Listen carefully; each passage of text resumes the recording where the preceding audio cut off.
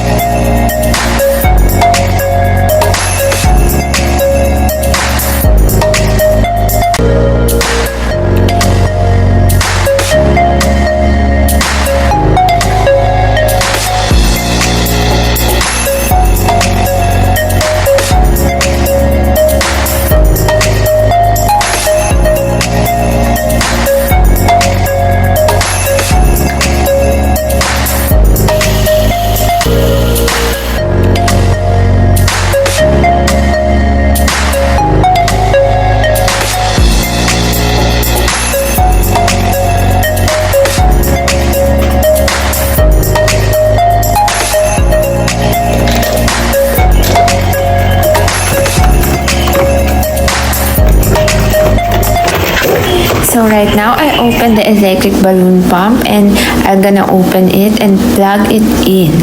So this is the cord. It is hidden, and then it is plugged in. And now we're gonna open the electric balloon pump, and we'll plug the bulb there and try the helium balloon color blue. And right now it's easy to get bigger and bigger and bigger. And voila, it's so nice, and it's easy to make a balloon. For just a few minutes you have a big balloon. This is the balloon is 12 inches. Have the art strip. We'll use this to put a balloon here. So we'll alternate the blue color here and this color. So put the color alternate, the royal blue, the colorless, the light blue, and the colorless again, and all the colors alternate. Put a space so that it will look good. Before putting on the wall, be sure to remove the tangle carefully so that it will not pop up.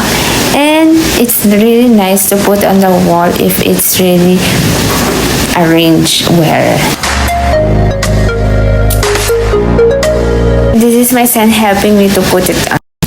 I use an art strip to put on the wall, and if you're gonna put it on the wall, be sure that you have a scotch tape or a double-sided tape so that when you put it on the wall, it will be nice, and voila, it's really good and it flows well. And this is the final look. The cupcakes are cooked and ready to eat, and the birthday surprise is ready for the birthday boy.